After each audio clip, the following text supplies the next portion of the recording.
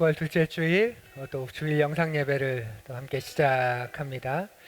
우리 같이 찬양으로 주님께 나아가면 좋겠습니다. 보혈을 지나 하나님 품으로, 보혈을 지나 아버지 품으로 우리 그 찬양 부르며 우리가 얼마나 놀라운 존재로 삼아 주셨는지 우리 같이 찬양합시다.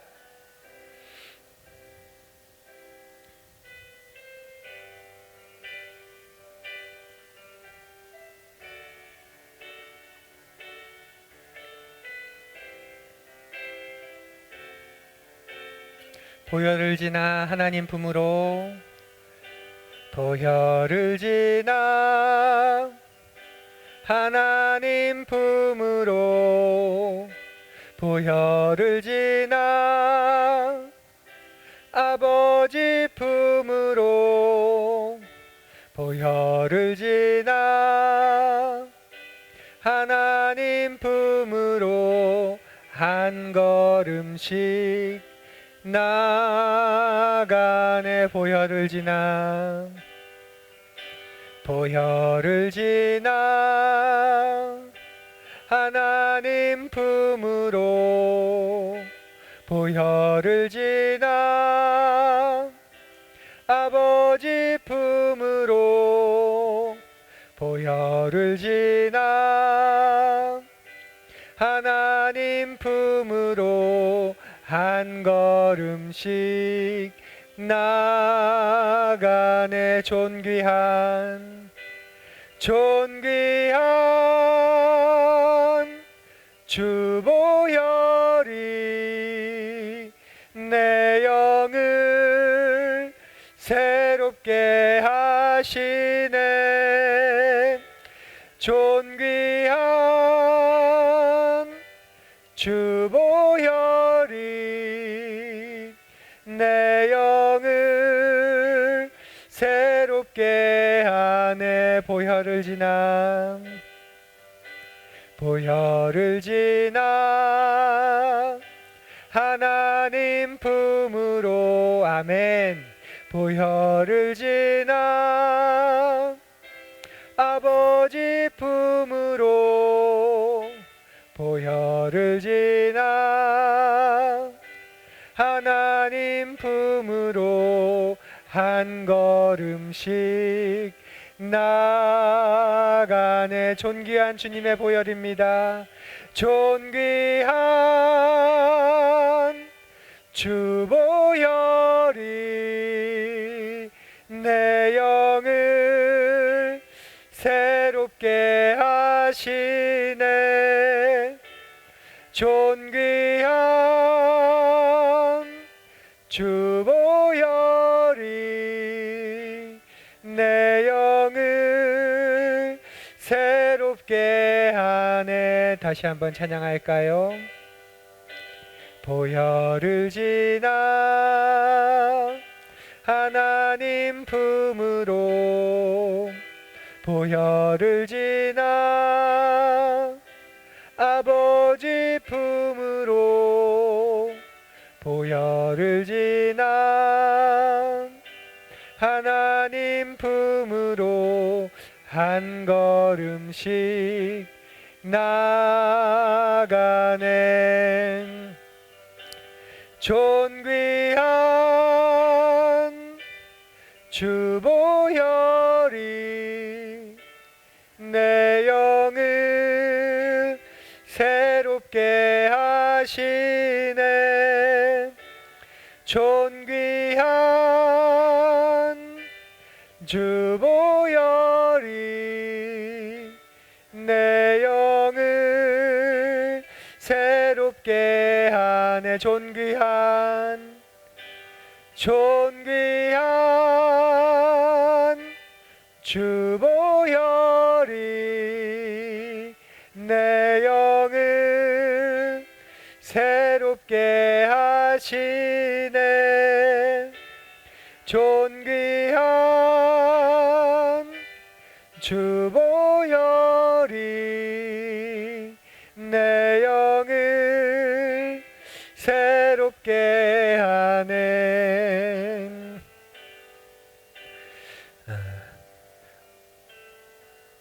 코로나19 기간 중에 모이지 않고 또 함께하는 시간이 적어지다 보니 자연스럽게 그나마 함께 기도하던 시간도 함께 찬양하던 시간도 사라져버린 듯 합니다.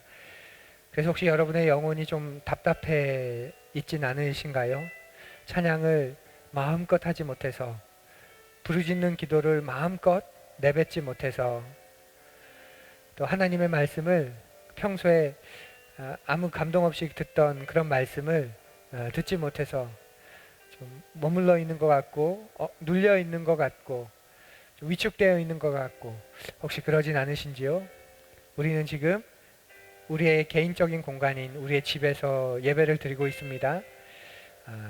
이곳에선 우리가 마음껏 또 크게 찬양해도 되지 않을까요? 우리에게 주신 찬양, 하나님을 찬양하라고 주신 그 찬양, 하나님을 송축하라고 주신 그 찬양, 하나님을 높이라고 주신 그 찬양, 그 찬양을 가지고 우리 하나님을 찬양합시다. 먼저 이 시간 우리 하나님께 기도하기를 원합니다. 주의 보혈이 나를 구원하였습니다. 주의 보혈이 나를 새로운 피조물로 만들어 주었습니다. 주의 보혈이 나에게 새로운 삶을 선물해 주셨습니다. 주의 보혈이 나를 사망에서 건져내셨습니다. 주의 보혈이 나를 영원한 소망 가운데로 인도하셨습니다. 그 주님을 찬양합니다. 그 아버지의 사랑을 찬양합니다. 나의 찬양을 받아주시옵소서. 나의 이 목소리로 드리는 이 찬양을 받아주시옵소서. 이 예배를 받아주시옵소서. 우리 그렇게 기도합시다.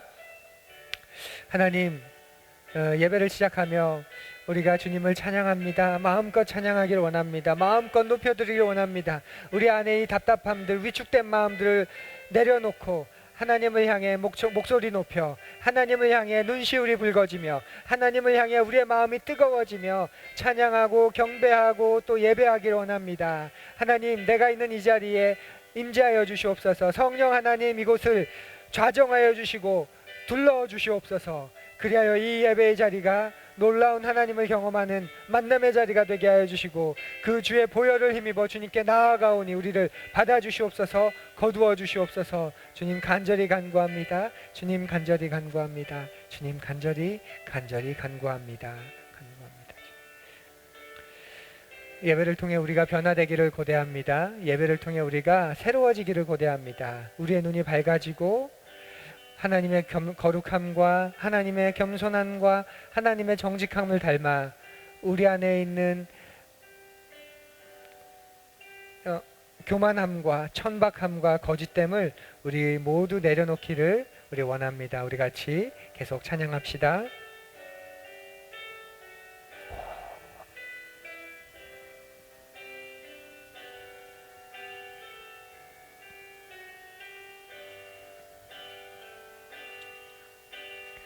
오늘 이 자리에 모인 우리 어린 양 예수 따라가는 무리 되게 하소서.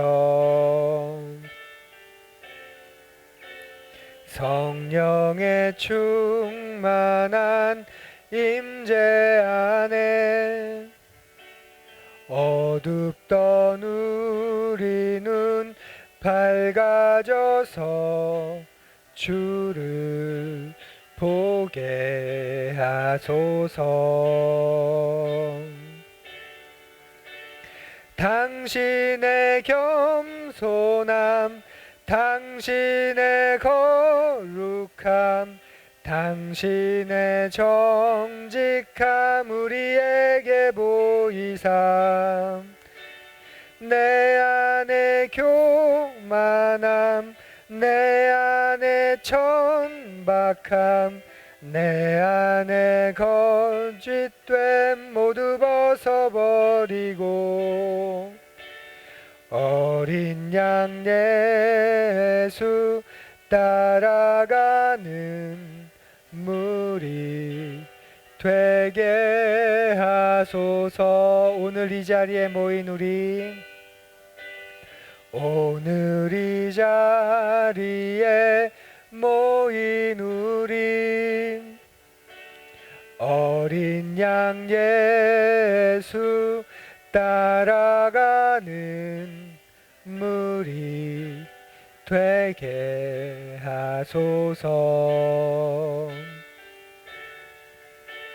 성령의 충만한 임재 안에 어둡던 우리 눈 밝아져서 주를 보게 하소서. 당신의 겸손함, 당신의 거룩함, 당신의 정직함 우리에게 보이사 내 안에 교만함, 내 안에 천박함, 내 안에 거짓됨 모두 벗어버리고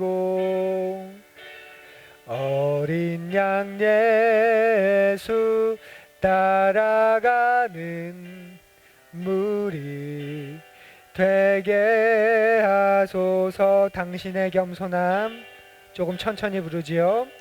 당신의 겸손함, 당신의 거룩함, 당신의 정직함 우리에게 보이사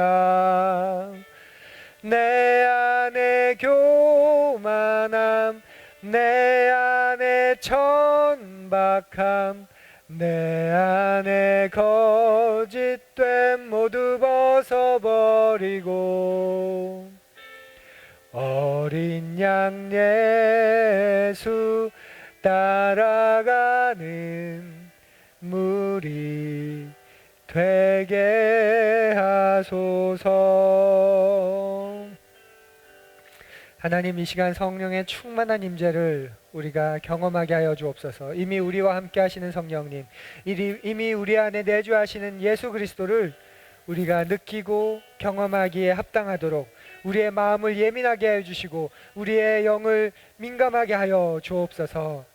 그리하여 이 시간 예배를 통해 하나님의 말씀을 우리의 마음에 담고 하나님의 마음을 우리의 생각에 담고 하나님의 그 성품을 우리의 인격에 담아 하나님의 거룩함, 하나님의 정직함, 그 하나님의 겸손함을 우리가 닮아가게 하시고 우리 안에 있는 천박함, 우리 안에 있는 교만함, 우리 안에 있는 그 거짓됨을 벗어버리며 내가 온전해지는 것을 고대하고 소망하고 또 소망하는 예배의 시간 되고 우리를 바라보도록 도와주옵소서.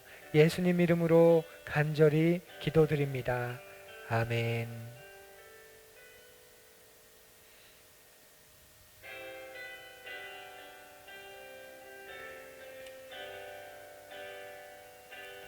보소서 주님, 나의 마음은 선한 것 하나 없습니다. 그러나 내 모든 것 주께 드립니다. 사랑으로 안으시고 날 새롭게 하소서. 주님 마음 내게 주소서. 내 아버지 주님 마음 내게 주소서. 나를 향하신 주님의 뜻이 이루어지도록 주님 마음 내게 주소서.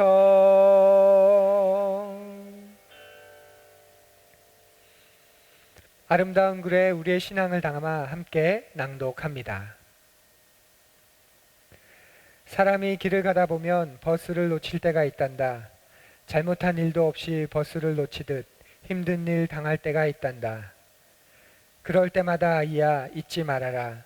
다음에도 버스는 오고 그 다음에 오는 버스가 때로는 더 좋을 수도 있다는 것을. 어떠한 경우라도 아이야, 너 자신을 사랑하고 이 세상에서 가장 귀한 것이 너 자신임을 잊지 말아라.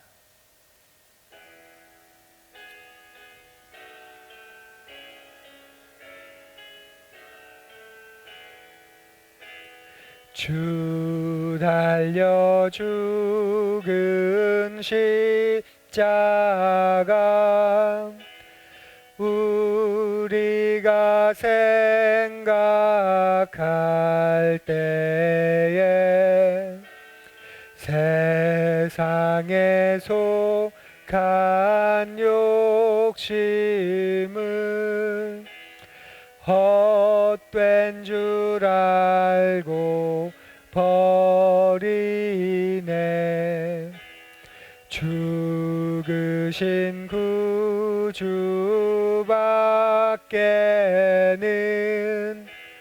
자랑을 말게 하소서. 보혈의 공로 힘입어 교만한 마음을 버리네. 못 박힌 손발 보니 금잡이 나타내셨네. 가시로 만든 면류관 우리를 위해 쓰셨네.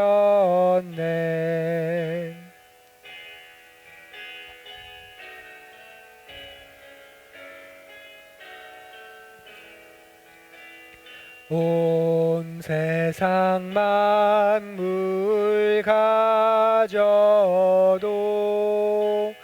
주의 못 따갑겠네. 놀라운 사랑 받은 나 몸으로 제물 삼겠네. 아멘.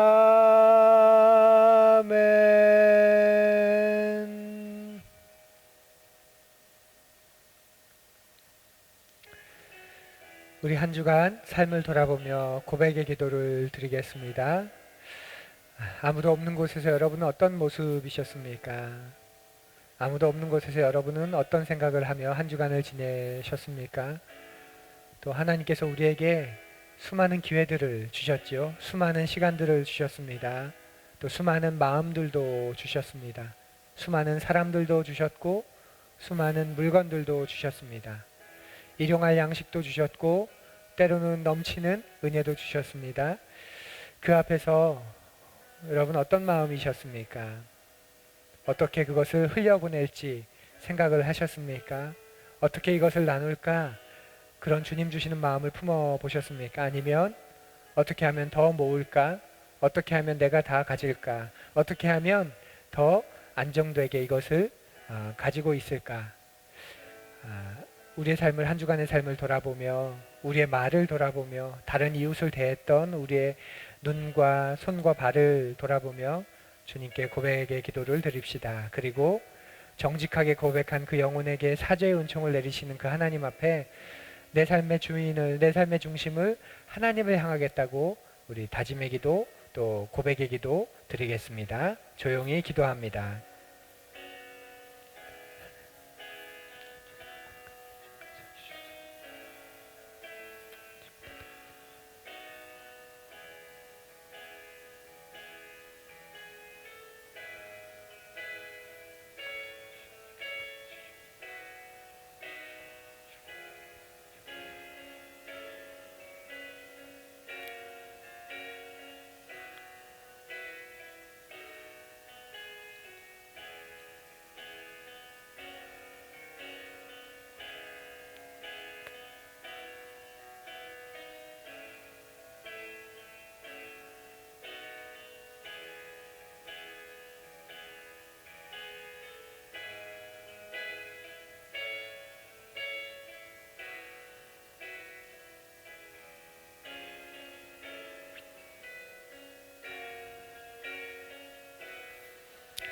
만일 우리가 우리 죄를 자백하면 그는 미쁘시고 의로우사 우리 죄를 사하시며 모든 불의에서 우리를 깨끗하게 하실 것이요. 예수님의 그 약속의 말씀을 기억합니다. 우리가 매주 드리는 이 고백의 기도는 주님, 죄에 주눅드는 기도가 아닙니다. 이 죄로부터 자유하기 위해, 이 죄로부터 해방되기 위해, 그리고 우리를 용서해 주신 그 용서와 자비의 은혜를 풍성히 경험하기 위해 내 삶의 주인을, 내 삶의 중심을 하나님으로 삼겠노라고 드리는 다짐의 기도이고 또 결단의 기도입니다. 한 주간에 우리의 연약함을, 우리의 허물을, 때로는 우리의 악함을 용서해 주심에 감사드립니다. 우리가 바로잡게 하여 주옵소서. 내 손으로 망친 그 일을, 내 손으로 망친 그 관계를 하나님 바로잡게 하여 주시고 우리에게 그 사죄의 은혜와 은총을 더하여 주옵소서. 예수님 이름으로 간절히 기도드립니다. 아멘.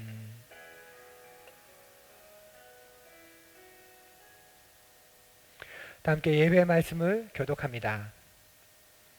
보이지 않는 뿌리와 보이는 줄기와 가지로 온전한 나무가 되듯이 우리를 보이지 않는 내면의 나와 보이는 육체의 나로 만들어주신 하나님 감사합니다.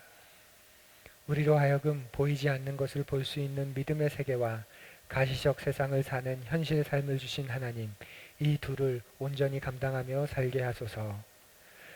우리를 당신의 이름에 어울리게 하시고 나를 나답게 다루시는 야훼, 우리 하나님의 사랑이 나를 구원하십니다. 하나님은 어지신 사랑과 은혜로 나를 도우시고 인도하십니다. 아멘. 다 함께 우리의 신앙을 힘차게 고백합시다. 나는 전능하신 아버지 하나님 천지의 창조주를 믿습니다. 나는 그의 유일하신 아들 우리 주 예수 그리스도를 믿습니다.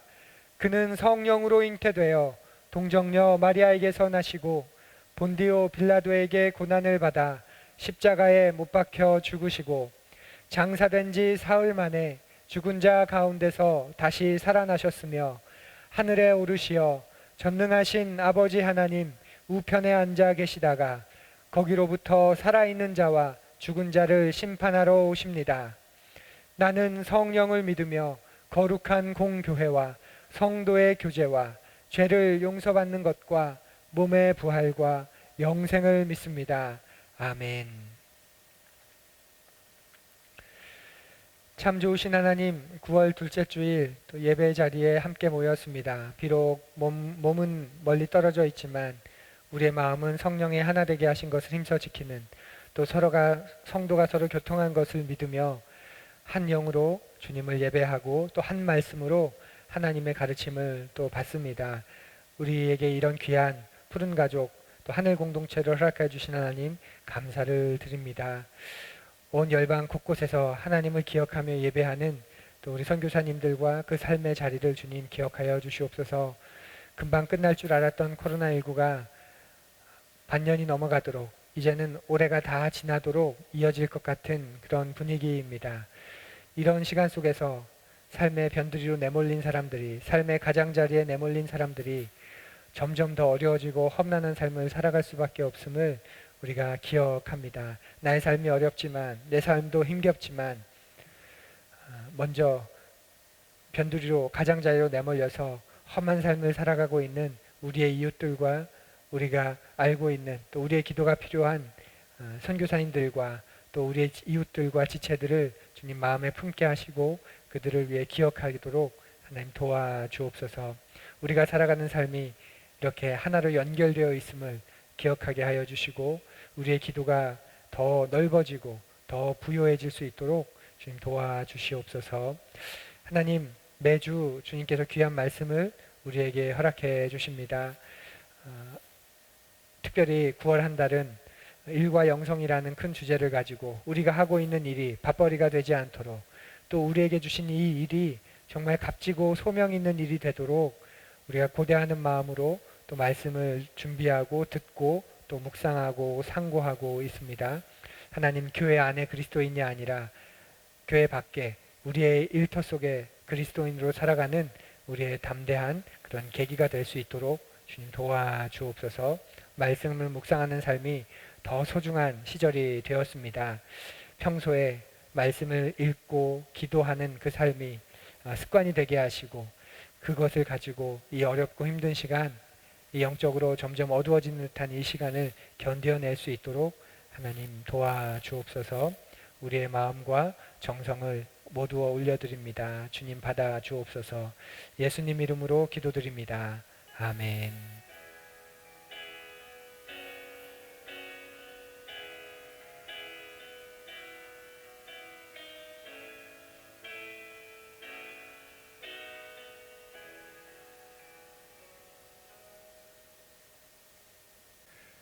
하나님의 은총이 한 주간 여러분과 함께 하셨음을 믿습니다.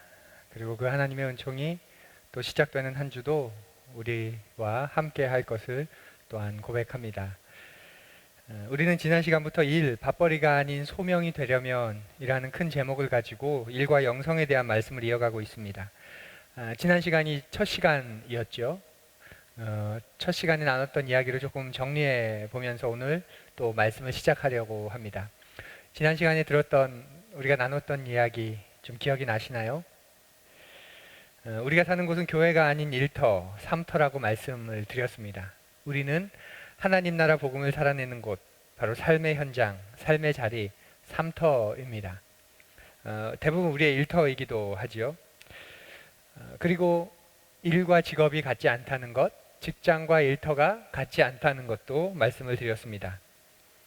또 우리 삶의 자리에서 하나님 나라 복음을 살아내기 위해 중요한 것 두 가지가 있었는데요. 먼저는 우리의 정체성이었습니다.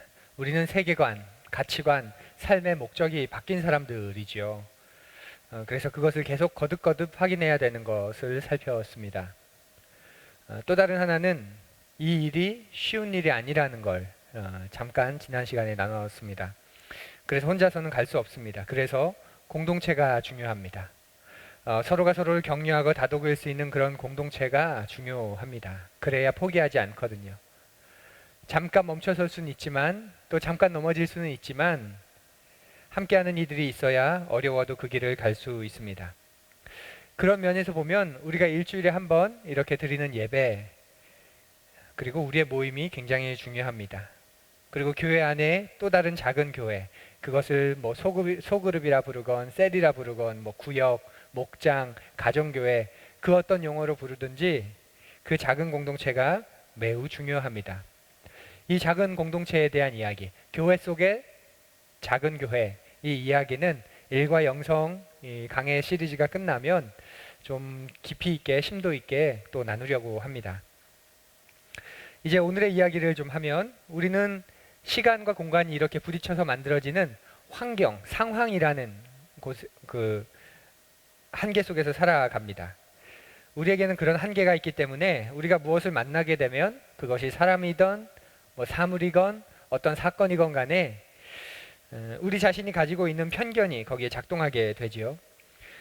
사람이나 사물이나 사건에 대한 완벽한 의미로서의 객관적인 관점, 객관적인 시야는 존재할까요? 네, 존재하지 않습니다. 우리는 우리가 살고 있는 상황, 시간과 공간 안에 있는 그 상황 속에 있기 때문에 객관적으로 본다는 것은 불가능합니다. 이론적으로는 가능할지 모르겠지만 존재론적으로는, 현실적으로는 불가능하죠. 모든 인간이 그래서 사회적 존재라고 말합니다. 사회적 존재라는 말은 이런 말입니다. 내가 있는 세상, 그 세상이 가지고 있는 나름의 방식, 그것이 계속 우리에게 침투해 와요. 그래서 우리가 이런 말을 하죠. 사람은 문화가 생각하는 대로 생각하고 문화가 중시하는 것을 중시한다, 이렇게 말합니다. 내가 있는 그 문화 속에서 문화가 생각하는 대로 나도 그 문화 속에 있기 때문에 생각하고 그 문화 속에서 중요시 여기는 것을 나도 중요하게 여긴다라는 말이에요. 쉽게 얘기하면 한국 사람은 한국 사람으로 태어나서 한국에서 삽니다. 그렇기에 한국이라는 문화가 중요하게 여기는 걸 그도 중요하게 여기고 그 방식대로 생각하는 거죠. 근데 여러분, 이건 어쩔 수 없는 겁니다. 그것이 우리의 상황이고 한계이기 때문에 그래요. 그러니까 우리는 그것을 인정해야 합니다. 그것을 인정해야 우리의 한계도 보이게 되기 때문에 그렇습니다. 그런데 우리가 이런 상황이나 한계 속에 갇혀서 생각하다만 보면 우리의 문제가 그게 전부인 양 보게 되는 거죠. 사람들은 저마다 일과 일터에 대한 나름의 관점을 가지고 산다고 말씀을 드렸는데요. 그리고 그 나름의 관점이 자신의 일과 일터에 영향을 끼친다고 살폈습니다. 그래서 지난 시간에 그 관점을, 그 안목을 성경에 근거한 관점, 안목으로 바꿔야 한다고, 그것이 대단히 중요하다고 우리가 살폈습니다. 우리는 예수 그리스도를 만나서 새롭게 또 다르게 바라보는 사람이 되었기 때문에 그래요. 우리가 예수님 만났다고 하루에 3끼 먹다가 2끼 먹는 건 아니죠. 예수님 만나도 우리는 하루에 3끼를 먹어야 됩니다. 단 그 이유가 생긴 사람들입니다. 그 이유가 바뀐 사람들입니다. 우리는 깨어진 세상, 깨어진 일터에서 살고 있습니다. 가인과 아벨 이야기를 통해서 그 모습을 우리가 보아왔습니다.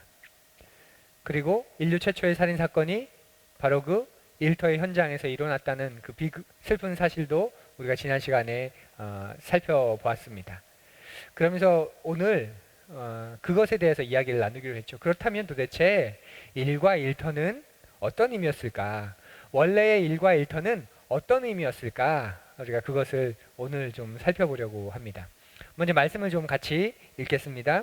창세기 1장 말씀인데요. 좀 길지만 우리에게 친숙하고 또 익숙한 말씀이기에 우리 같이 함께 읽겠습니다. 하나님이 말씀하시기를 우리가 우리의 형상을 따라서 우리의 모양대로 사람을 만들자. 그리고 그가 바다의 고기와 공중의 새와 땅 위에 사는 온갖 들짐승과 땅 위를 기어다니는 모든 길짐승을 다스리게 하자 하시고, 하나님이 당신의 형상대로 사람을 창조하셨으니 곧 하나님의 형상대로 사람을 창조하셨다. 하나님이 그들을 남자와 여자로 창조하셨다. 하나님이 그들에게 복을 베푸셨다. 하나님이 그들에게 말씀하시기를 생육하고 번성하여 땅에 충만하여라. 땅을 정복하여라. 바다의 고기와 공중의 새와 땅 위에서 살아 움직이는 모든 생물을 다스려라 하셨다. 우리 2장 8절과 15절 말씀도 함께 읽습니다. 주 하나님이 동쪽에 있는 에덴의 동상을 일구시고 지으신 사람을 거기에 두셨다. 주 하나님이 사람을 데려다가 에덴 동산에 두시고 그곳을 맡아서 돌보게 하셨다. 여러분, 이 창세기 1장과 2장의 말씀을 읽으시면서 눈으로 또 보시면서 떠오르는 이미지가 있으신가요? 성경이 말하는 하나님은 일하시는 하나님, 일꾼 하나님입니다. 창세기의 시작이 하나님의 일하심으로 지금 시작하고 있는 거예요. 우주 최초의 일꾼은 그래서 하나님이십니다. 하나님은 일하지 않고 하늘 보좌에 가만히 앉아 계시는 분이 아니라 성경이 보여주는 하나님은 일하시는 하나님, 일꾼 하나님이라는 사실을 여러분 좀 의미 있게 여기십시오. 얼마나 놀라운지 모릅니다. 하나님이 일하신다. 그래서 그 하나님의 일하심 속에 내가, 우리 교회가, 우리 공동체가 있다는 것이 얼마나 안심이고 소망입니까? 우린 목적도 없고 이유도 없는 그런 진화의 덩어리가 아닌 것이 얼마나 감격스러운지 모릅니다. 하나님이 일하신다. 그분은 일꾼 하나님이시다. 망가진 세상, 번번이 우리가 망가뜨려 놓는 이 세상, 우리의 삶, 우리가 손댈 때마다 번번이 자국이 묻는 이 삶, 하나님이 일하고 계신다는 거죠. 일꾼이신 하나님이 만드신 인간은 그래서 하나님의 형상대로 지음받은 창조 세계의 일꾼이 되는 겁니다. 그 하나님의 일을 위임받은 청지기인 거죠. 그래서 하나님이 일하시는 것처럼 우리도 일하도록 부름받은 자입니다. 하나님의 청지기인 우리는 그래서 우리의 일을 통해서 우리의 흔적을 세상에 남기게 돼요. 하나님이 인간에게 복을 주시면서 하신 말씀을 여러분 동화처럼 가볍게 여기지 마십시오. 들어보십시오. 생육하고 번성하여 땅에 충만하여라. 땅을 정복하여라. 바다의 고기와 공중의 새와 땅 위에서 살아 움직이는 모든 생물을 다스려라. 그 일꾼 하나님께서 우리에게 위임하셨어요. 우리에게 일을 맡겨주신 거죠. 그런데 우리를 단순한 일꾼으로 부르신 게 아니라 그분의 청지기로 부르셨습니다. 위임하여 다스리는 청지기로 부르셨어요. 그래서 하나님이 우리에게 위임하신 일을 우리가 행하면 우리의 그 일을 통해서 하나님의 형상이 드러나게 되는 겁니다. 생각해 보십시오. 왕의 명령을 따라서 일을 하는 왕의 신하가 그 일을 탁월하게 잘하게 되면 그 신하의 이름이 드러나는 게 아니라 그 왕의 이름이 드러나는 것과 마찬가지입니다. 이것이 일의 원형이었습니다. 일의 원형. 일은 여러분 인간이 만들어낸 창작물이 아닙니다. 인간이 먹고 살기 위해, 인간이 생존하기, 유지하기 위해 만들어낸 산물이 일이 아닙니다. 일은 하나님의 부르심입니다. 그리고 하나님 그분이 먼저 일하시는 분이셨고 일꾼 하나님이셨습니다. 그래서 인간은 일하지 않고는 물질적인 필요를 채울 수 없는 존재이고 영적인 필요나 사람도 일을 통해서 얻게 됩니다. 일해야 공동체도 세우고 일해야 이웃도 섬길 수 있습니다. 곰곰이 생각해 보십시오. 우리는 24시간 누군가의 남편이거나 아내입니다. 또 누군가의 아들이거나 딸이고 누군가의 이웃이거나 형제입니다. 이런 모든 일들, 이런 모든 관계도 일을 통해 만들어지는 겁니다. 그리고 일을 통해 완성되어 가는 거죠. 저는 집으로 돌아가면 아버지의 역할, 또 남편의 역할을 하며 남편의 일, 아버지의 일을 해야 합니다. 그리고 그 일 속에서 제가 온전해지는 것이고 관계가 온전해지는 것이고 가정이, 삶이 내가 하는 아버지의 일, 남편의 일을 통해서 완성되어 가는 거지요. 영어 단어 중에 컴퍼니라는 단어가 있습니다. 회사라는 뜻으로 잘 아실 텐데요. 회사라는 뜻 말고도 동료, 교제 그런 뜻이 있는데 이 컴퍼니의 원형이 뭐냐면 쿰파네라는 단어입니다. 쿰, 서로 함께라는 뜻이고요. 파네는 아마 아실 거예요. 파네, 빵이라는 뜻이죠. 그러니까 쿰파네는 무슨 뜻이냐면 함께 밥을 먹는 사이다. 함께 식사를 나누는 사이다라는 그런 뜻입니다. 그것이 일터에서의 동료의 관계라는 거예요. 동료는 함께 빵을 나누는 거죠. 그게 일의 원형입니다. 일꾼 하나님께서 우리를 청지기로 세우셨어요. 그리고 제한적인 통치권을 주시고 이 세상을 경영하게 하셨습니다. 우리를 통해 하나님은 계속 일하고 계십니다. 이것이 원래의 일이고 일의 원형이고 일터의 모습이었습니다. 이제 좀 쉽게 정리해 보죠. 여러분, 일이 무엇일까요? 일이란 하나님의 형상을 드러내는 행동입니다. 일이 뭐라고요? 네, 하나님의 형상을 드러내는 행동. 그럼 일터는 뭘까요? 일터는 하나님의 형상이 드러나는 곳이겠죠. 일터가 뭐라고요? 네, 하나님의 형상이 드러나는 곳. 만약 우리가 사는 세상이 깨어진 세상이 아니었다면, 타락한 세상이 아니었다면 우리는 일을 하면서 하나님의 형상을 드러냈을 겁니다. 그래서 우리의 삶과 일이 늘 일치를 이루고 삶터에서의 그 사람과 일터에서의 그 사람이 다르지 않은 걸 우리가 목격했을 거예요. 또 우리가 일터에서 일하는 그것으로 인해서 하나님 나라가 자연스럽게 만들어졌을 겁니다. 그런데 우리에게는 현실적인 문제가 있습니다. 이 세상은 깨어졌다는 거예요. 그리고 우리의 일터도 깨어져 있다는 겁니다. 그러면 이런 깨어진 세상, 깨어진 일터에서 우리는 어떻게 살아야 할까요? 하나님이 원래 만드신 일의 원형이 이런 건데, 일은 하나님의 형상을 드러내는 행동이고 일터는 하나님의 형상이 드러내는 곳인데 그것이 깨져버렸어요. 그러면 우리는 어떻게 살아가야 할까요? 우리의 삶터에서, 우리의 일터에서 어떻게 살아가야 할까요? 그 모습을 들려주는 말씀이 출애굽기 20장입니다. 좀 길지만 이 말씀도 우리 함께 읽습니다. 안식일을 기억하여 그날을 거룩하게 지켜라. 너희는 엿새 동안 모든 일을 힘써 하여라.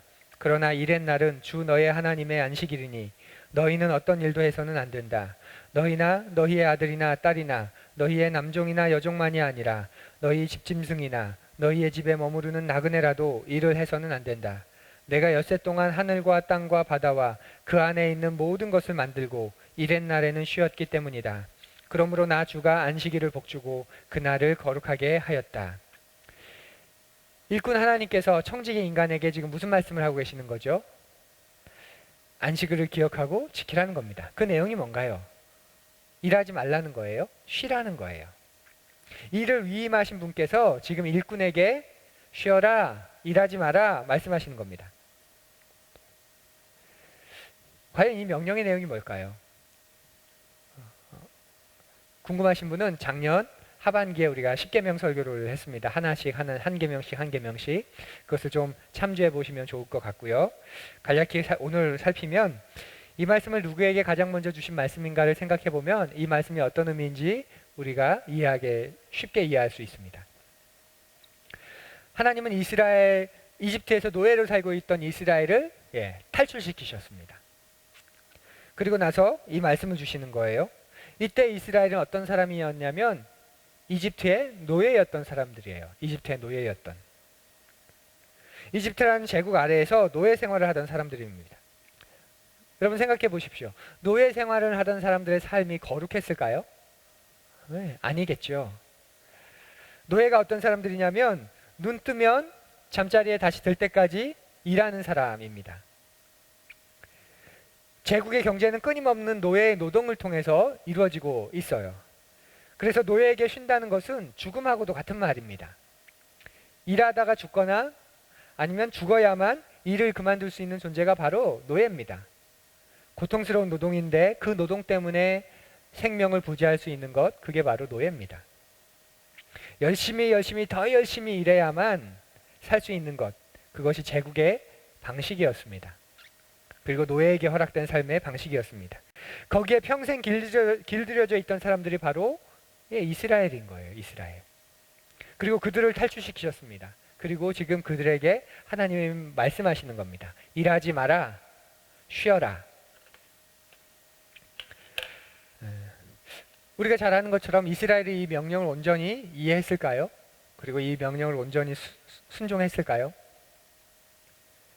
이 명령을 온전히 이해하고 자신들의 삶에 적용할까지 꽤 긴 시간이 필요했고 많은 어려움이 있었습니다. 쉬라고 하는데 어땠습니까? 쉬지를 못했죠. 광야를 만나에 내려주셨는데 6일은 내리고 7일째는 내리지 않겠다고 하셨어요. 그런데 분명 7일째는 안 내린다고 하셨는데 그 말씀을 이들이 들었는데 7일째 되는 날에 만나를 거두러 나간 사람들 없었을까요? 꽤 많았겠죠. 굉장히 많았을 겁니다. 첫 주, 둘째 주, 셋째 주 계속 나갔을 겁니다. 안식일에 거두러 나가는 것은 헛된 거구나. 그것을 익힐 때까지 꽤 오랜 시간이 분명히 들었을 거예요. 처음에는 아마 집 근처를 살폈을 거예요. 없으니까 먼 곳에 산 위까지 아마 올라갔겠죠. 그러다가 이런저런 루머들이 떠돌았을 겁니다. 누가 어디 광야로 갔더니 거기 있어서 거기서 구했대. 그래서 그 다음 주에는 아마 사람들이 그곳으로 갔을 겁니다. 이렇게 점점점 먼 곳까지, 가까운 데는 없지만 먼 곳엔 있을 거야. 더 가보면 나올 거야. 이들이 그렇게 많은 시간을 허비하고 나서야 이 명령을 온전히 깨닫고 알게 되었을 겁니다. 또 6일 동안 거두는 것도 자기 가족들만 먹을 만큼의 양을 적당히 거두면 좋았을 거예요. 아침에 가서 적당히 거두면 집으로 일찍 돌아와서 남은 시간 가족들하고 의미 있는 시간을 가질 수 있을 텐데 이스라엘이 그렇게 했을까요? 아니겠죠. 다다익선이라고 엄청 많이 거두었을 거예요. 어차피 내가 안 가져가도 다른 누가 가져갈 거니까 그러면서 아마 가져왔을 겁니다. 썩잖아요. 내일은 이렇게 하면 안 썩을 거야. 다음번엔 이렇게 하면 안 썩을 거야. 누구는 이렇게 했는데 안 썩었대. 아마 그러면서 계속 그 어리석은 삶을 반복했을 겁니다. 그런데 그게 헛되다는 걸 깨닫고 나서야 그렇게 하지 않았을 거예요. 여러분 출애굽기 이 장면을 보면서 굉장히 답답해 보이지 않으십니까? 정말 답답해 보이지 않으세요? 하나님이 그렇게 명령하셨는데 쉬어라 하시는데 쉬지 못하는 그들을 보며 좀 가슴이 턱 막히면서 답답하지 않으세요? 만나 거두러 나가봐야 분명히 없을 텐데 꾸역꾸역 나가는 그들을 보면서 답답하지 않으세요? 그런데 이 자본주의 사회 속에서 살아가는 우리의 모습이 이들의 모습과 다를까요? 저는 다르지 않을 거라고 생각합니다. 우리가 사는 이 시대는 성과 위주로 사람들을 일렬로 세우잖아요. 1등부터 말째까지 쭉 일렬로 세웁니다. 그래서 하위 10%, 하위 20%, 뭐 많을 때는 절반을 구조조정해버리는 그런 사회입니다. 그래서 이런 사회 속에서 우리가 하루를 온전히 쉰다? 여러분 가능할까요?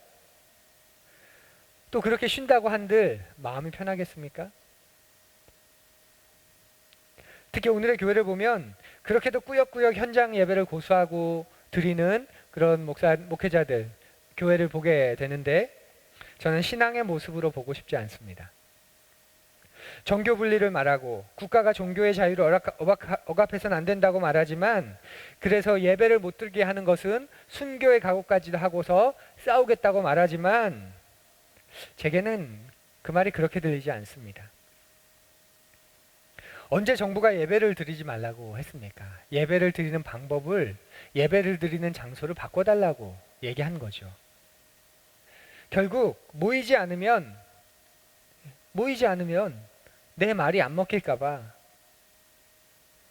사람들이 줄어들까봐, 헌금이 줄어들까봐, 교세가 약해질까봐, 사람들이 나를 안 따를까봐 그 내 욕망과 두려움이 합쳐져서 스스로를 미혹하는 거죠. 신앙이라는 이름으로 말입니다. 쉬면 경쟁에서 뒤처질 것 같고 또 충분히 못 볼 것 같은 그런 마음이 우리 속에 늘 있습니다. 여러분 잘 들으십시오. 하루를 쉰다는 건 어쩌면 우리의 믿음을 가장 강하게 표현하는 그런 가장 적극적인 행동일지 모릅니다. 하루를 쉰다는 건 우리의 믿음을 가장 강하게 표현하는 가장 적극적인 행동일 수 있습니다. 6일 동안의 노동만으로도 하나님이 내 인생을 책임지실 수 있다 하는 믿음이 없으면 하루를 쉴 수 없어요. 그런 의미에서 보면 안식이라는 건 그저 쉬는 게 아니라 저항입니다. 이건 굉장히 심오한 신학적인 진술인데요. 안식일은 쉬는 게 아니라 저항하는 거예요. 안식 그 자체는 그래서 이 세상에 저항하는 겁니다. 세상 방식에 대해서 저항하는 거죠. 세상 방식 잘못되었다라고 저항하는 거예요. 안식이라는 건 기계적으로 하루를 쉬는 게 아닙니다. 내 삶의 주인이 내가 아니야. 하나님이다. 이걸 드러내는 게 바로 안식의 행동입니다. 근데 우리 주변은 어떻습니까? 깨어진 세상에서 일하는 사람들을 보면 정말 죽도록 일합니다. 죽도록 일해야만 살 수 있다고 생각합니다. 죽도록 일하기 전에 뭘 먼저 연습시키죠? 네, 죽도록 공부하는 걸 먼저 연습시키잖아요. 죽도록 공부해. 이거 다 투자하는 시간이야. 지금 이 시간을 네가 죽도록 하고 나 죽었다 생각하고 공부를 해야 나아가죠. 그 삶을 끝내고 나면 이젠 죽도록 일하게 합니다. 죽었다 생각하고 30대 때는, 죽었다 생각하고 40대 때는, 죽었다 생각하고 50대 때는 그 나름의 목적, 목표들을 다 부여하면서 그렇게 일하게 만듭니다. 그래야 살 수 있다고 생각합니다. 여러분 아이들을 생각해 보십시오. 불쌍하지 않습니까? 죽도록 공부해야 살 수 있다고 아이들도 여겨요. 여러분 죽도록 공부하면, 죽도록 일하면 정말 죽습니다. 자기를 살리는 게 아니라 자기를 파괴하는 그건 왜곡된 삶의 방식입니다. 이런 왜곡된 삶의 방식을 중단시키려면 다른 삶의 방식이 있다는 걸 우리가 보여줘야 되는 거예요. 그래서 이 안식에 대한 명령은 하나님의 백성에 대한 명령이 되는 겁니다. 깨어진 세상에서 살아가는 사람들을 향한 명령이 아니라 저와 여러분들을 향한 하나님의 강력한 명령입니다. 하나님은 지금 개인적인 안식을 명령하는 게 아니에요. 여러분 기억하십시오. 하나님은 개인적인 안식을 명령하는 게 아닙니다. 종교적인 안식을 명령하는 것도 아닙니다. 나라고 하는 한 개인, 나라고 하는 사람 종교적으로 안식하는 건 정말 쉽습니다. 내가 해야 하는 그 일을 다른 누군가에게 맡기고 나는 그 시간 동안 쉬면 돼요. 그러면 능률도 오르고요. 성공에 더 가까워질 수 있어요. 더 효과적으로 될 수도 있어요. 그런데 지금 하나님이 뭐라고 이야기하면 너만 쉬지 말고 너의 울타리 안에 있는 모든 사람들이 쉬게 해. 너의 자녀들도 쉬게 해. 소와 나귀들도 쉬게 해. 말씀하십니다. 심지어는 너의 울타리 안에 들어온 떠돌이와 나그네들도 쉬게 하라고 말씀하셔요. 요즘식으로 하면 일용직 노동자, 불법 체류자, 그런 내 사업장에서 일하는 그런 사람들이겠죠. 그들도 쉬게 하라는 거예요. 내가 쉬면 편해요. 그런데 내가 쉬는 동안 내 일을 맡겨놓은 그들이 쉬면 어떻게 되죠? 내 수입이 줄어들 수 있습니다. 내가 더 피곤해질 수 있어요. 그런데 하나님의 말씀이 그거예요. 너만 쉬지 말고 네 울타리 안에 있는 모든 사람들을 쉬게 해라. 여러분, 세상이 이 명령을 따라올 수 있겠습니까? 절대 그렇게 못합니다. 이건 세상이 지킬 수 있는 명령이 아닙니다. 이 자본주의 사회가 지킬 수 있는 명령이 아닙니다. 세상과 어울리는 명령이 아니에요. 오직 하나님의 사람들만 할 수 있는 명령입니다. 탐욕이라는 것이 중심에 있으면 이 명령은 따를 수 없습니다. 그것을 해결한 사람들, 그래서 자신의 삶의 자리에서 하나님 나라를 살아내겠다고 애쓰는 사람들만 따라갈 수 있는 명령이 바로 이것입니다. 그런데 현실의 벽이 어떻습니까? 현실의 벽이 굉장히 높지요. 한 사람의 이야기를 잠깐 나누려고 하는데요. 이 현실의 벽을 넘어보려고 애쓴 한 청년이 있습니다. 이 청년은 노래를 부르는, 또 직접 자기가 노래를 만들어서 부르는 그런 청년 가수였습니다. 이 청년이 만든 노래 가운데 유명한 노래가 하나 있습니다. 이하이라는 가수를 통해 소개되었던 한숨이라는 노래인데요. 이 노래가 많은 사람들을 위로했어요. 가사를 한번 여러분 들어보십시오. 숨을 크게 쉬어봐요. 당신의 가슴 양쪽이 저리게 조금은 아파올 때까지. 숨을 더 뱉어봐요. 당신의 안에 남은 게 없다고 느껴질 때까지. 숨이 벅차올라도 괜찮아요. 아무도 그댈 탓하지 않아. 가끔은 실수해도 돼. 누구든 그랬으니까. 괜찮다는 말뿐인 위로지만 누군가의 한숨, 그 무거운 숨을 내가 어떻게 헤아릴 수 있을까요? 당신의 한숨, 그 깊이를 이해할 순 없겠지만 괜찮아요. 이러면서 노래가 2절까지 계속 길게 이어지는 그런 노래입니다. 가사가 많은 사람들을 위로했어요. 숨이 벅차올라도, 숨을 헐떡거려도 괜찮대요. 가끔은 실수해도 괜찮대요. 한숨을 쉬어도 괜찮대요. 왜냐하면 힘드니까. 그러면서 이 노래 제일 마지막에 뭐라고 이야기하냐면 이렇게 얘기합니다. 괜찮아요. 내가 안아줄게요. 정말 수고했어요. 상당히 아름다운 노래이지요. 현실의 고단한 삶을 살아가던 한 청년이 자신과 같이 고단한 삶을 살아가는 많은 사람들을 위로하려고 만든 그런 곡인 것 같아요. 그런데 안타깝게도 이 노래를 만들었던 이 가수는 자신의 삶에서 너무 열심히 살다가 생긴 그 우울증 때문에 자신의 삶을 가장 슬픈 모습으로 마감해 버립니다. 이게 우리가 만나는 세상의 모습 아닌가요? 쉽지 않습니다. 정말 어려운 삶입니다. 그런데 불가능한가? 여러분, 불가능합니까? 우리가 지난 시간에 말씀을 통해 우리가 살폈잖아요. 그렇진 않습니다. 지난 주일 그리고 오늘 우리가 보는 이 성경의 본문 말씀은 우리에게 소망을 줍니다. 소망을. 함께 우리 읽어보겠습니다. 예수께서 갈릴리 바닷가를 걸어가시다가 두 형제 베드로라는 시몬과 그와 형제가 아닌 안드레가 그물을 던지고 있는 것을 보셨다. 그들은 어부였다. 예수께서 그들에게 말씀하셨다. 나를 따라오너라. 나는 너희를 사람을 낚는 어부로 삼겠다. 그들은 곧 그물을 버리고 예수를 따라갔다. 거기에서 조금 더 가시다가 예수께서 다른 두 형제 곧 세베대의 아들 야고보와 그의 동생 요한을 보셨다. 그들은 아버지 세베대와 함께 배에서 그물을 깁고 있었다. 예수께서 그들을 부르셨다. 그들은 곧 배와 자기들의 아버지를 놓아두고 예수를 따라갔다. 이 장면, 베드로를 부르시는 이 장면과 또 다른 제자를 부르는 장면도 우리가 또 살폈죠. 그 부분도 같이 읽습니다. 예수께서 거기에서 떠나서 길을 가시다가 마태라는 사람이 세관에 앉아 있는 것을 보시고 말씀하셨다. 나를 따라오너라. 그는 일어나서 예수를 따라갔다. 예수님이 제자를 만나신 곳, 그들을 처음 만나신 곳, 바로 일터입니다. 일터. 돈 냄새가 가득하고 고기 비린내가 진동했던 그런 곳이었습니다. 성전이 아니었어요. 종교적인 공간이 아니었어요. 바로 그들의 삶의 자리였습니다. 삶의 자리라는 게 어떤 뜻입니까? 그들의 민낯이 드러나가고 그들의 본 모습이 드러나는 바로 그곳이었습니다. 그들의 진짜 모습이 있는 바로 그곳을 예수님은 찾아가셨고 그곳에서 그들을 부르셔서 하나님 나라의 삶을 살아가게 만드신 거예요. 오늘 우리에게도 여러분 동일합니다.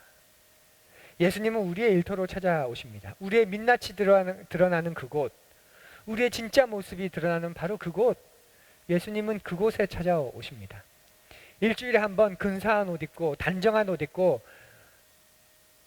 위장된 표정으로 또 위장된 그런 말투로 가장 나이스한 모습으로 가장 젠틀한 모습으로 하나님을 이야기하고 신앙을 이야기하고 은혜와 은총을 이야기하다가 사라지는 그곳에 오시는 게 아니라 나의 그 민낯이 드러나는 나의 그 본 모습이 드러나는 나의 밑바닥이 드러나는 진짜 모습이 있는 하나님은 그곳을 찾아오십니다. 그리고 그곳에서 우리의 눈을 열어주시고 우리에게 소망을 갖게 하시고 하나님의 손길이 있다는 걸, 하나님의 방식이 있다는 걸 거기서 가르쳐 주십니다. 세상은 일터에서 성공하는 것, 성공하지 못하는 것 굉장히 중요하게 여기지요. 그런데 오늘 말씀을 다시 한번 보십시오. 예수님이 찾아간 곳 바로 어디입니까? 누구입니까? 세리는 당시 이스라엘 사람들에게 죄인 취급을 당하던 가장 그 벌레 취급을 당하던 그런 환영받지 못한 그런 사람들이었습니다. 또 어부들은 어떻습니까? 이 어부들은 밤새도록 고기를 잡았는데 고기를 한 마리를 잡지 못한 실패자요, 낙오자요, 뒤처진 사람들입니다. 지금 그 사람들에게 찾아가신 거예요. 그리고 그들의 삶 속에서 이야기하시는 겁니다. 세상이 만들어 놓은 기준이 있습니다. 내가 좋은 직업을 가졌는가? 성공했는가? 이런 세상은 세상의 기준이 있지만 그런 세상의 거울에 우리를 비춰볼 이유가 여러분 없습니다. 그 거울에 여러분을 비추지 마십시오.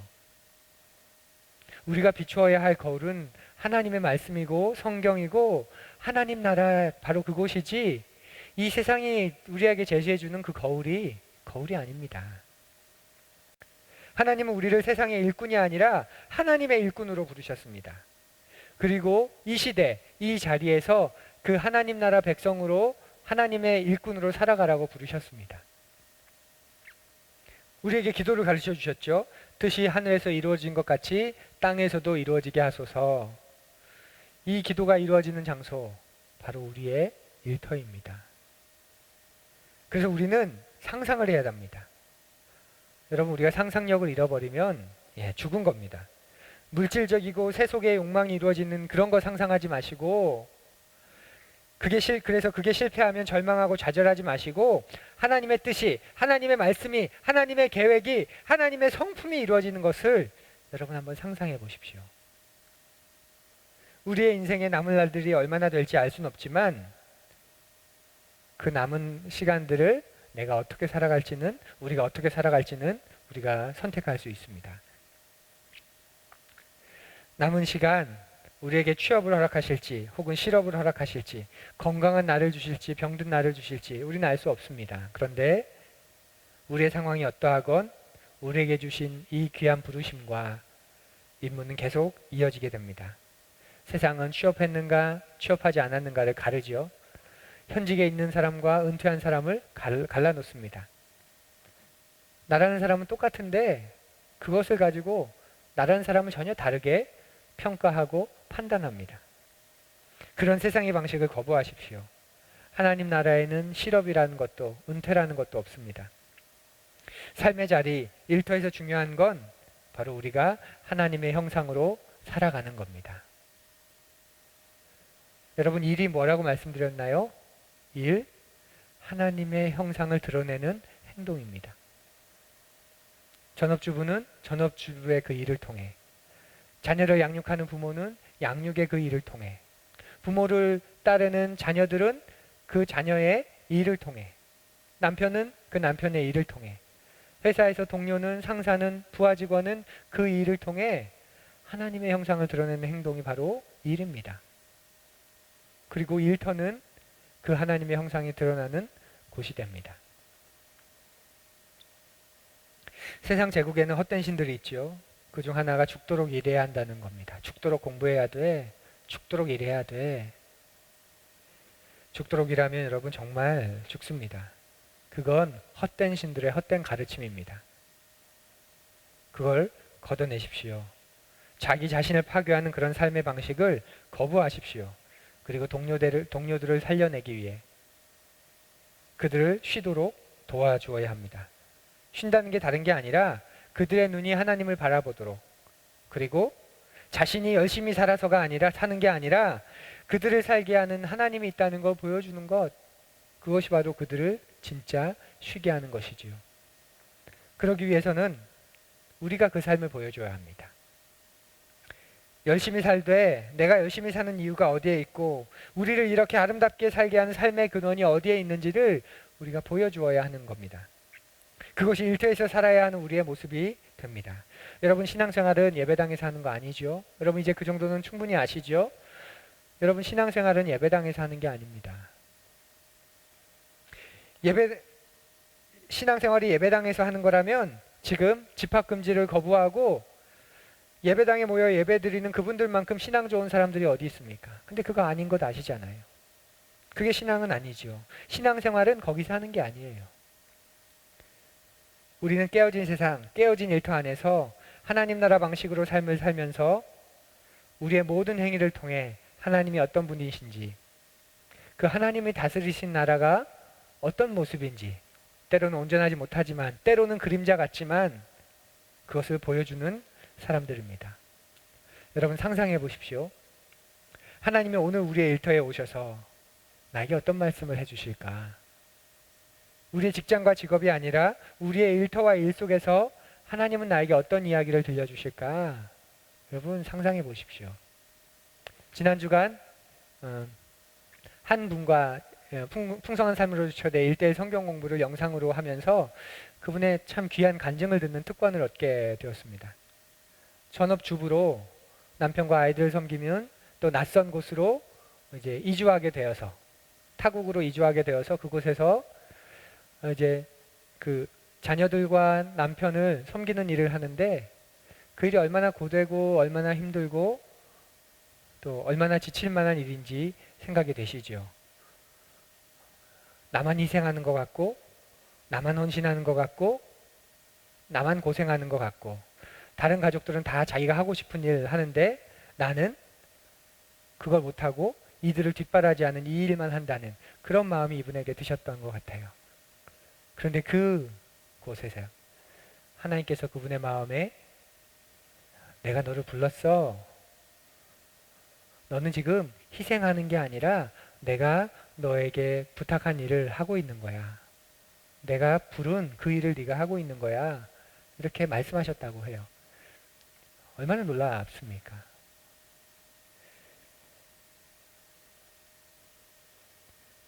바로 그것이 우리가 일터에서 경험하게 되는, 일터에서 만나게 되는 하나님입니다. 하나님이 나에게 무엇을 말씀하실까? 무엇을 맡기실까? 그리고 하나님이 나에게 무엇을 기대하실까? 그 상상력이 사라지면 신앙이 종교가 되어버렸다고 말하는 겁니다.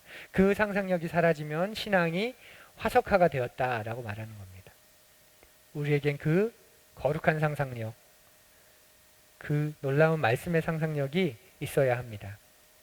우리가 그 말씀에 귀 기울이고 그 말씀에 순종하고자 할 때 완벽한 모습은 아닐지라도 우리의 그 순종을 통해 우리가 살고 있는 그곳에 하나님 나라가 보여지게 됩니다. 만들어지게 됩니다. 그리고 그렇게 만들어진 그 하나님 나라는 이론과 개념 속에 있는 하나님 나라가 아니라, 성경에서 이렇게 말해가 아니라 바로 이것이야 라고 보여주는 신앙이 됩니다. 그리고 우리의 삶을 통해 만들어진 그 모습을 사람들이 볼 때 그 속에서 하나님을 보게 되는 거지요. 우리의 일터를 이런 눈으로 바라본다고 여러분이 내일 일터로 나가셨을 때, 내일 월요일 회사로 나가셨을 때 여러분의 모든 문제가 사라지는 것 아니죠. 오히려 또 더 많은 문제들이 생길 수도 있습니다.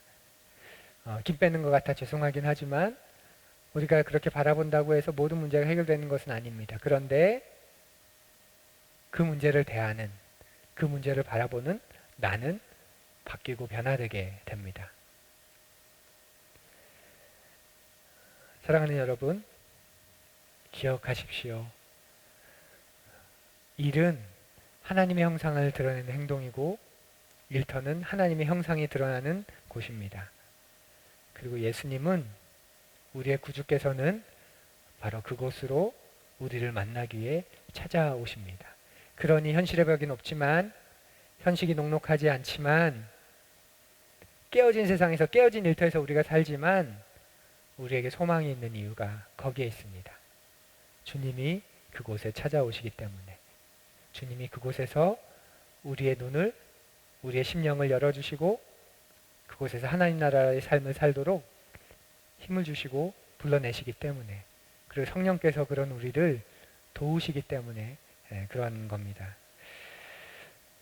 잠깐 지난주의 말씀, 또 오늘 말씀 여러분 생각하시면서 조용히 눈을 감으시고요, 침묵 속에서 한번 생각해 보십시오.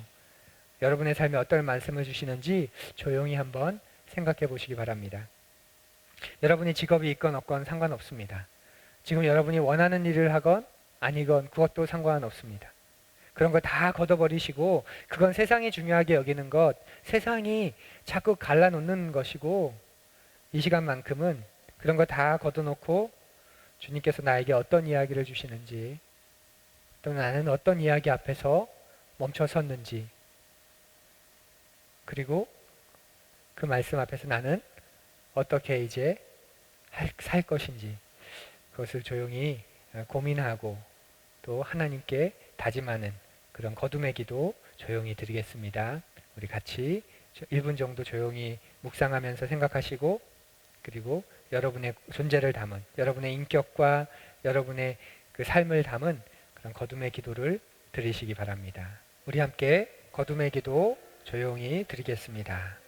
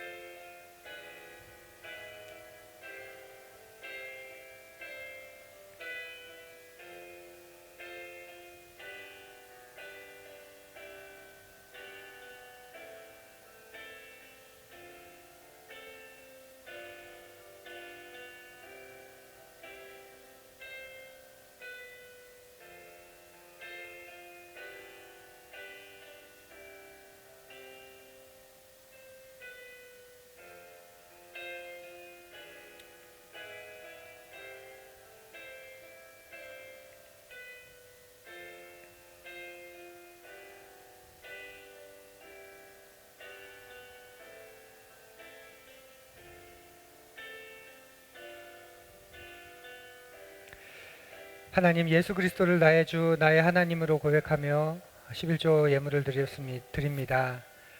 또 여러 가지 목적을 담은 귀한 예물 드립니다. 무엇보다 우리의 다짐과 우리의 결단과 우리의 존재의 고백을 담은 주님의 말씀 앞에 나를 드리는 거듭의 기도를, 거듭의 고백을 드립니다. 하나님 받아 주옵소서. 주님 받아 주옵소서.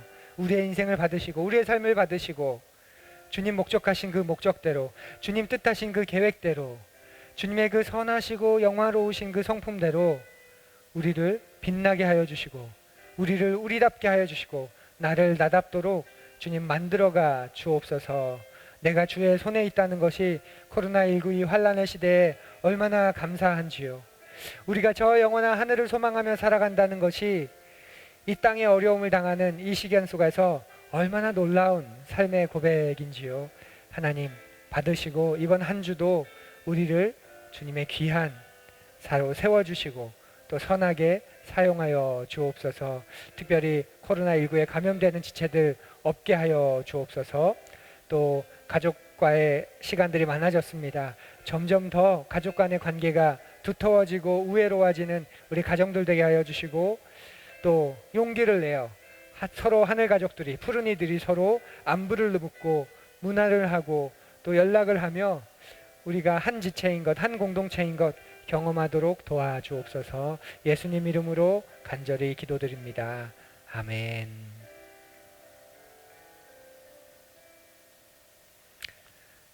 교회 이야기 나누겠습니다. 아침과 저녁으로는 제법 가을의 기운을 느끼며 자연의 변화를 볼 수 있는 때가 됐습니다. 뜨거운 여름과 긴 장마를 이기고 결실하는 자연을 보니 감사하는 마음이 저절로 생기기도 합니다. 이런 때 오늘도 함께 예배하는 모든 푸른 이를 사랑하고 또 축복합니다. 대면 예배와 교회 소모임 등이 온라인으로 대체되거나 지금 멈춰있는 상황이지요. 그럴지라도 그냥 손 놓고 있지 마시고 혼자서 할 수 있는, 또 해야 하는 것을 찾아서 신앙의 자리와 신앙의 기회를 삼으시기 바랍니다.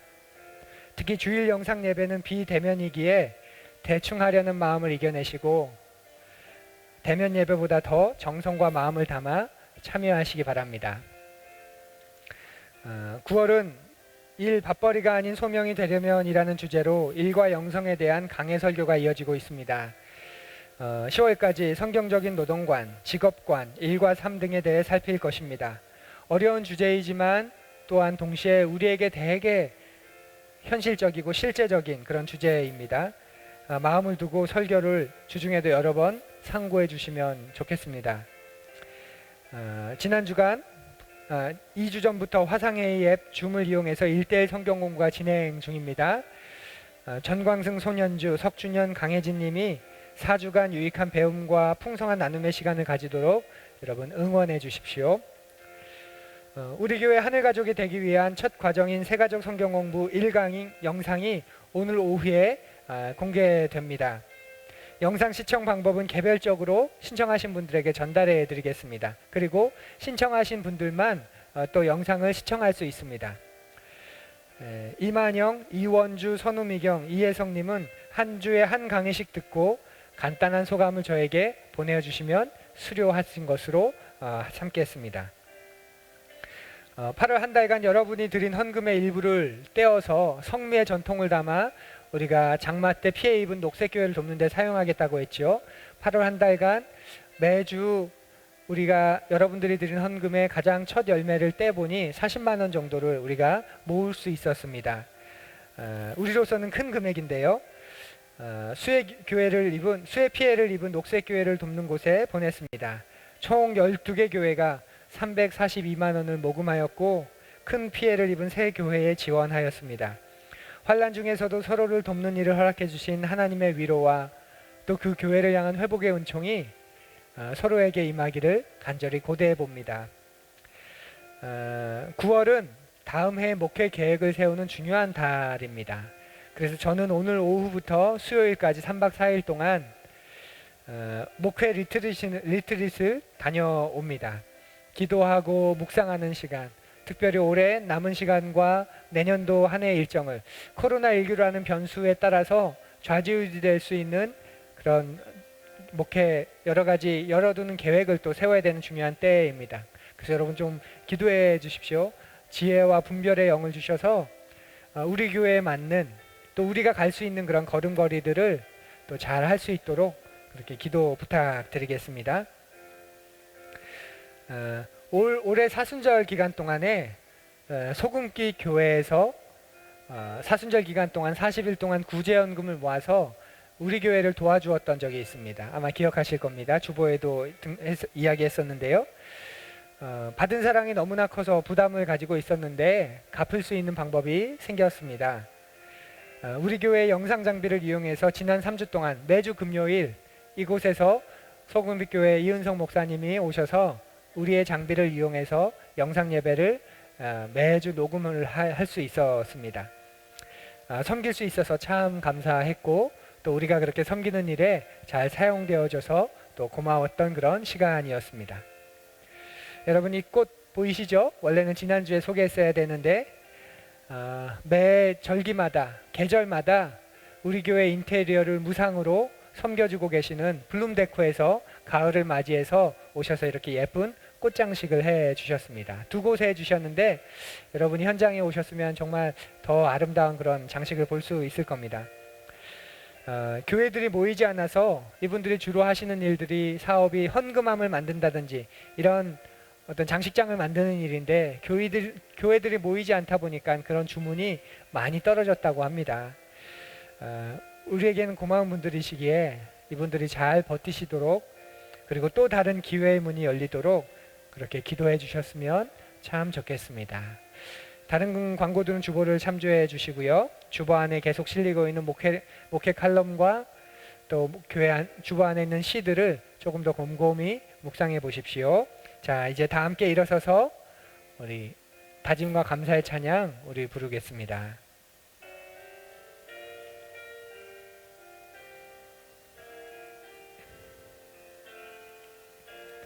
더불어 함께 이 길을 가네. 혼자라면 외롭고 힘들었을 이 길. 더불어 함께 이 길을 가네. 지켜보며 세워주는 이들과 함께. 더불어 함께 이 길을 가네. 혼자라면 거칠고 모나게 살아갈. 더불어 함께 이 길을 가네. 그의 형상 닮아가는 이들과 함께. 이제 더 이상 나만의 세계 구하지 않으리. 더불어 함께 살며 그분의 나라 나타내리. 이제 더 이상 나만의 세계 구하지 않으리. 더불어 함께 살며 그분의 나라 나타내리.